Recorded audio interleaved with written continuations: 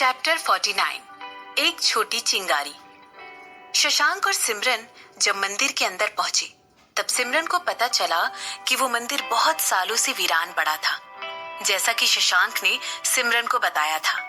मंदिर बिल्कुल वैसा ही था, वीरान और बेजान। ये मंदिर पूरी तरह से बर्बाद हो चुका था। कभी बड़े से दिखने वाले मंदिर की छतें पूरी तरह से अपनी शेप खो चुकी थी। मंदिर की दीवारों में क्रैक आ चुके थे और मंदिर और उसके आसपास की जगह पर हर तरफ काई जम चुकी थी। मंदिर के पिलर अभी भी ठीक तरह से खड़े हुए थे। उन्हें देखकर टूरिस्ट को मंदिर की पहले वाली पिक्चर साफ नजर आ जाती थी। कभी एक पॉपुलर रहने वाले टूरिस्ट स्पॉट के तौर पर वो मंदिर आज भी अपने रेलिक्स में भव्य दिखाई देता था। इन लोगों ने इस मंदिर को वीरान क्यों छोड़ दिया? सिमरन ने शशांक से पूछा। ऐसा पूछने के बाद सिमरन एक पत्थर की बनी हुई बेंच पर शशांक के बगल में बैठ गई। यहाँ पर जो मॉन्क रहते थे वो इस मंदिर को छोड़कर चले गए। ठीक से तो मुझे भी नहीं पता है, लेकिन जब कुछ सालों पहले मैं यहाँ आया तो ये मंदिर तब से वीरान ही पड़ा था। शशांक ने सिमरन की बात का जवाब देते हुए कहा। जब तुमने अनाथ आश्रम छोड़ दिया था तब तुम यहाँ आ गए थे? सिमरन ने शशांक से कहा। मैं पहले मुंबई गया, फिर यहाँ आया, शशांक ने सिमरन की बात का जवाब देते हुए कहा। इसके बाद शशांक ने कहा, जब मैं मुंबई में था मैंने एक बूढ़ी औरत की मदद की थी। वो औरत सड़कों पर मारी मारी फिर रही थी। जब मैंने उससे बात की तब मुझे पता चला कि उस औरत को कुछ दिमागी प्रॉब्लम थी। जब अचानक से वो सड़क पर बेहोश हो गई थी तब मैं उसे पास के हॉस्पिटल तक ले गया और मैं उसके साथ तब तक वहां रहा जब तक कि उसकी फैमिली में से कोई वहां पर उसका ख्याल रखने के लिए नहीं आ गया। देखो, मैंने तुम्हें इतनी बड़ी स्टोरी कितनी शॉर्ट में बता दी। इसके बाद उस औरत ने मुझे अडॉप्ट कर लिया। वो मेरी माँ बन गई और उनके पति मेरे फादर बन गए। तुम्हारा दिल बहुत बड़ा है, सिमरन ने शशांक से कहा। नहीं, हमेशा नहीं, शशांक ने सिमरन की बात का जवाब देते हुए कहा। इसके बाद शशांक ने अपनी बात को आगे बढ़ाते हुए कहा, लोग मुझे कठोर बुलाते हैं और इस बात में सच्चाई है। तो क्या तुम्हारे कहने का मतलब है कि तुम सिर्फ मेरे साथ ही इतने प्यार से पेश आते हो? सिमरन ने शशांक से कहा। बिल्कुल, एक पति को हमेशा अपनी पत्नी को खुश रखना चाहिए। वो कहते हैं ना, happy wife happy life. Shashank ने सिमरन की बात का जवाब देते हुए कहा।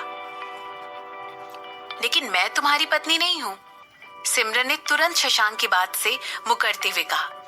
अभी तक ना, लेकिन बहुत जल्द तुम मेरी पत्नी बनने वाली हो, शशांक ने तुरंत सिमरन की बात का जवाब देते हुए कहा। सिमरन ने शशांक की तरफ देखना अवॉइड करते हुए अपना सर दूसरी तरफ घुमा लिया। वो मुड़कर डूबते हुए सूरज की तरफ देखने लग गई। जब भी शादी की बात उठती थी, सिमरन अच्छी तरह जानती थी कि वो शशांक से जीत नहीं सकती थी। इसीलिए वो उससे बिना बात के कोई बहस नहीं करना चाहती थी। अच्छी तरह जानती थी इस बहस का कोई अंत नहीं है। इसीलिए उसने सोचा कि अपना टाइम बहस में वेस्ट करने से अच्छा है कि वो डूबते हुए सूरज का खूबसूरत नजारा देखकर अपना टाइम गुजारे। ये बहुत खूबसूरत है, सिमरन ने शशांक से कहा। सिमरन ने बहुत धीरे से फुसफुसाकर ये बात कही थी। ऐसा करके सिमरन ने टॉपिक चेंज करने की कोशिश की। इसके बाद सिमरन ने शशांक से कहा, क्या तुम यहाँ बार बार आते हो? मेरा मतलब है कि लास्ट तुम यहाँ कब आए थे? मैं यहाँ पर काफी साल पहले आया था, तब मेरी माँ जिंदा थी, शशांक ने सिमरन की बात का जवाब देते हुए कहा। ऐसा कहते वक्त शशांक ऊपर आसमान की तरफ देखने लगा। ऐसा लग रहा था कि उसे पुराने बीते हुए दिनों की याद आ रही थी, जब उसकी माँ और पिता दोनों जिंदा थे। शशांक की आंखों में अपनी पोस्ट को याद करते वक्त सारी यादें साफ झलक रही थी। इसके बाद शशांक ने अपनी बात को आगे बढ़ाते हुए सिमरन से कहा, तुम्हें पता है, मेरी माँ को पार्किंसन नाम की एक बीमारी थी।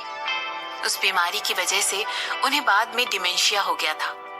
कभी कभी वो बिना किसी को बताए घर छोड़कर चली जाती थी। जब ये पहली बार हुआ तब हम कई दिनों तक उन्हें ढूंढ नहीं पाए थे, और जब हमने उन्हें फाइनली ढूंढ लिया तब वो यहाँ हमें मिली। वो यहाँ आराम से बैठकर सूरज को डूबता हुआ देख रही थी। इसके बाद वो जब भी गायब होती थी, हम सबसे पहले उन्हें यहीं ढूंढने आते थे।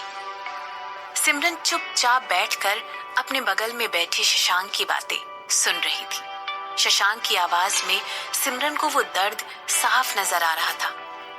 एक ऑब्वियस तरीके से सिमरन का हाथ अपने आप उठ गया और वो शशांक की पीठ सहलाने ही वाली थी कि तभी उसे अचानक से कुछ रियलाइज हुआ और वो बीच रास्ते में ही रुक गई। सिमरन को लगा कि इस समय शशांक के साथ कुछ भी ऐसा करना बिल्कुल ठीक नहीं रहेगा। सिमरन को समझ नहीं आ रहा था कि उसे शशांक से क्या कहना चाहिए, इसीलिए उसे लगा कि उसके लिए चुप बैठना ही बेहतर रहेगा। शशांक अपनी बात को आगे बढ़ाते हुए कहने लगा, हो सकता है यही वो जगह थी जहां मेरी माँ पहली बार मेरे पिता से मिली हो। शायद इसीलिए वो बार बार इसी जगह पर लौट कर वापस आ जाती थी। यहाँ तक कि उन्होंने मुझसे वादा लिया था कि मैं एक दिन यहाँ पर अपनी पत्नी को लेकर आऊं। और देखो, वो दिन आ गया और इसीलिए हम यहाँ आए हैं।